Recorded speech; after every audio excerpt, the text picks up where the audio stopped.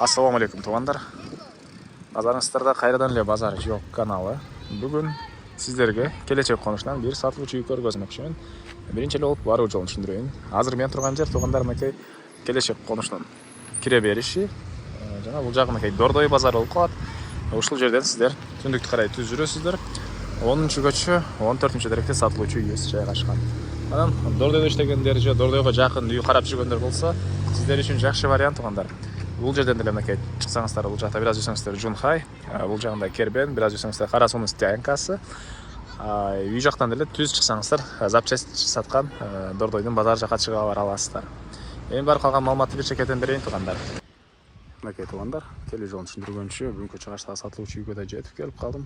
Бул үйүздүн көчө тараптан көрүнүшү туғандар. Дарек жана айткандай келечек конушу 10-көчө 14-үй туғандар. Эң эле чыгыш чегара мынакей бул жерден баштап батыш чегарасы мынакей таш менен жасалган забор бүткөн жерге чейин, мынакей бул жерге чейин болуп калат туғандар. Так, жалпысынан жердин аянты 6,5 соток, фактически 8 сотоктой бар экен. Жолдор орто кеңдикте. Центральный көчөсү менен келесиздер. Жолдор мындай шагыл. Бул жакка карай чыксаңыздар Дордой базары. Дордой базарына жөө барып келе аласыздар туғандар. Мынакей бул жактагы теректин ар жагы эле уже 218 жүргөн көчө туғандар. Запчасть базары өйдө чыксаңыздар. Кара Суунун эмеси деп койчу эле. Ошол Кара Суунун машиналар токтогон жер. Так. Көчтөрдөн капчасындай дарбаза. Анан дагы жакшы жери туғандар, центральный канализация бар. Дордой базарына жакын болгондо байланыштуу швейный цех иштесеңиздер деле ыңгайлуу, ылайыктуу жер. Жана үйдүн короосунун төрүндө швейный цехи деле бар экен туғандар, даяр. Андан ары мектепке балдар түз чыгып асфальт көчө менен бир аз түштүрөөктү карай жүрсөңүздөр, келечектин кире беришинде мектеби, садиги бар экен. Андан ары негизинен Дордой базарында иштегендер үчүн жакшы вариант. Аны Дордой базарында иштегендер билет, келечек кайсы жерде жайгашканын. Бул үйүздүн мынакей короосу. Алды тарабы мындай поликарбонат менен болгон навес туғандар, бир аз тяжко болгон.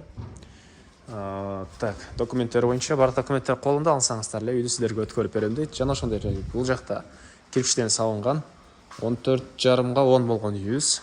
Плюс алды тарабында 2 этаж, оңго 5 болгон 2 этаж үй. Мынакей экөөнүн тең стенасы кирпич. Мынакей бул жакта 2 этаж болгон үй. Бул жакта 14,5 10 болгон үйүбүз. Мебели баары калат экен туғандар. Мебелдин баары калат.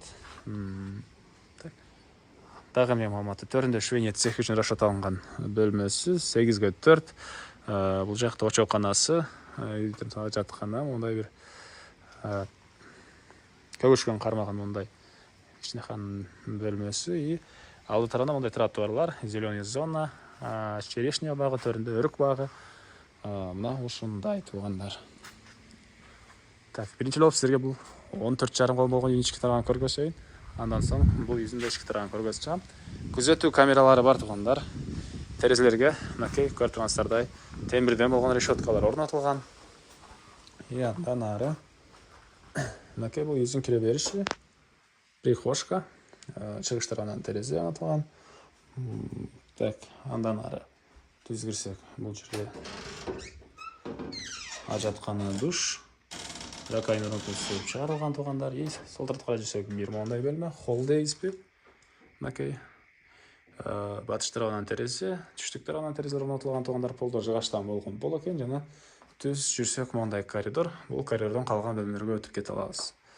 Так, оң тарапта катарында 2 бөлмө жайгашыптыр. Мынакей бул бир бөлмө, чыгыш тарабынан терезеси, отопление батареялары. Мынакей бул жерде дагы бир бөлмө. Түндүк тарабынан терезе. Мынакей бул спальный бөлмө экен, көрүп тургансыздардай ремонт. Андан ары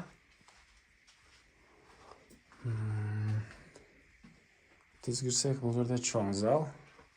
Мынакей түндүк тарабынан терезе орнотулган. Дуалдары көрүп тургансыздардай ремонт. Мына ушундай туғандар. Андан ары так, бул жактагы бөлмөлөрдү көргөзөйүн.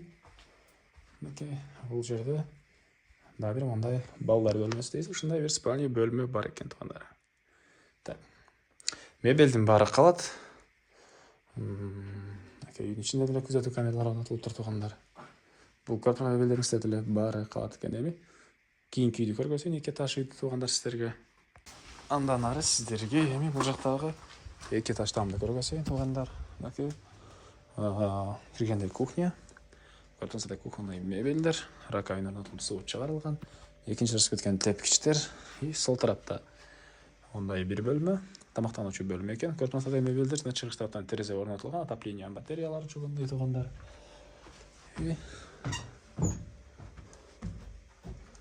Үйүбүздүн экинчи этажы.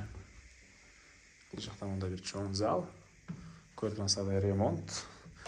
Этаждын ортосуна монолит куюлган. Анан айта кетчү нерсе туугандар, центральный канализация бар экен, электр энергиясы 3 фазалуу. Суусу бар туугандар. Мен кайла сатылуучу үйдүн коросундамын туугандар. Эми андан ары сиздерге бул жакты көргөзөйүн. Айта кетчү нерсе, туалет, сырткы тарапта туалет деле центральный канализацияга кошулган, ички тараптагы жаткан деле центральный канализацияга кошулган.